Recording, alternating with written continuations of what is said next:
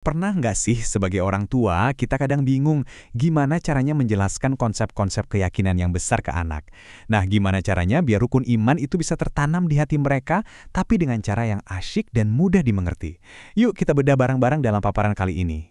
Pertanyaannya kan simpel sebetulnya. Gimana kita menerjemahkan sesuatu yang besar dan abstrak soal keyakinan jadi sesuatu yang bisa dipahami dan dirasakan oleh si kecil? Kedengarannya memang berat ya, tapi tenang, ada kok cara-caranya.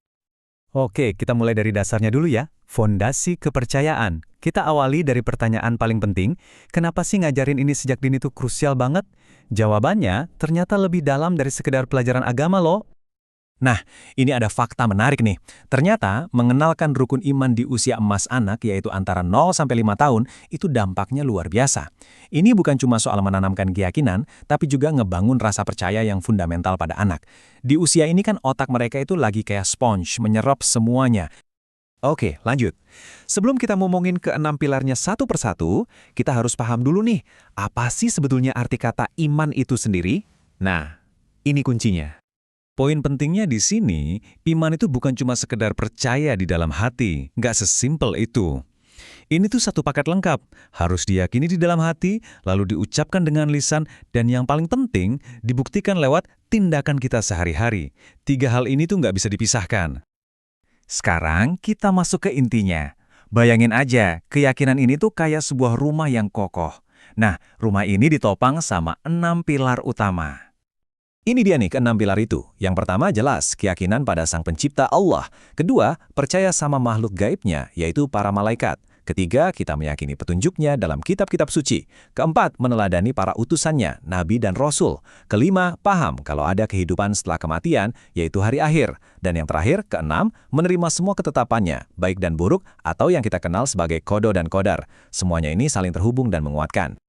Oke, kita mulai dari yang paling dasar ya, akarnya. Pilar pertama, ini adalah tentang keyakinan yang mutlak tanpa ragu sedikit pun akan adanya Allah sebagai satu-satunya Tuhan, Sang Pencipta segalanya.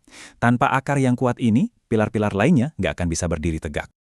Lanjut ke pilar kedua, iman kepada malaikat. Ini bukan sekedar hafalan nama loh. Coba deh, pas kita ajarkan anak tentang malaikat Rokib dan Atid, yang tugasnya mencatat semua perbuatan baik dan buruk, kita itu sebenarnya lagi nanemin konsep tanggung jawab. Anak jadi belajar kalau setiap perbuatan, sekecil apapun, itu ada catatannya dan ada konsekuensinya. Pilar ketiga, percaya sama kitab-kitab Allah. Ini ngajarin kita, kalau dari dulu, Allah itu nggak pernah ninggalin manusia sendirian tanpa petunjuk. Mulai dari Taurat, Zabur, Injil, sampai puncaknya Al-Quran yang jadi penyempurna dan panduan hidup terakhir buat seluruh umat manusia. Terus pilar keempat, iman kepada Nabi dan Rasul. Nah, ada 25 nama nih yang wajib kita tahu. Mereka ini bukan cuma tokoh dalam buku sejarah ya. Mereka adalah teladan nyata tentang sabar, jujur, dan perjuangan. Mereka semua membawa pesan yang sama dari zaman Nabi Adam sampai Nabi terakhir Muhammad SAW. Oke, kita sekarang masuk ke bagian yang mungkin paling menantang nih buat dijelasin ke anak-anak. Hari akhir dan takdir. Gimana ya caranya? Ternyata salah satu jawabannya ada pada kekuatan sebuah cerita. Nah, ini tantangannya. Gimana caranya kita ngejelasin soal hari pembalasan tanpa bikin anak jadi takut? Gimana caranya biar mereka paham kalau ini tuh soal keadilan ilahi, bukan cuma hukuman semata? Coba kita lihat gimana sebuah dongeng bisa menjelaskannya dengan cantik. Ada sebuah dongeng Islami yang bagus banget. Ceritanya tentang seorang anak yang sebenarnya rajin ibadah, tapi dia punya satu kebiasaan jelek, suka menunda-nunda waktu sholat. Sampai suatu malam, dia bermimpi seolah-olah dilemparkan ke hari pembalasan. Di dalam mimpinya itu, kejadiannya dramatis banget. Meskipun dia ngerasa udah ibadah, kok malaikat tetap menyeretnya ke neraka. Wah, bisa kebayang kan paniknya anak itu gimana? Ini gambaran yang sangat kuat tentang adanya konsekuensi atas perbuatan kita. Dan disinilah klimaksnya. Tepat di pinggir jurang neraka, dia diselamatkan oleh wujud sholatnya sendiri yang datang dengan terengah-engah. Ketika si anak bertanya kenapa pertolongannya datang terlambat, sholat itu menjawab dengan kalimat yang nyelekit banget. Bukankah kamu juga selalu menunda-nunda aku? Wah, pelajaran yang langsung kena ke hati. Nah, cerita tadi kan ngajarin soal konsekuensi dari pilihan kita ya, tapi ada hal-hal di luar kendali kita, dan inilah yang membawa kita ke pilar keenam, iman kepada koda dan kodar. Ini adalah keyakinan bahwa segala ketetapan, mau itu rezeki, jodoh, bahkan hidup dan mati, semuanya datang dari Allah. Ini yang ngajarin kita untuk ikhlas dan tawakal. Oke, teori udah cukup. Sekarang gimana prakteknya? Yuk, kita lihat beberapa kegiatan seru yang bisa bikin konsep ini jadi lebih hidup dan gampang dicerna anak-anak.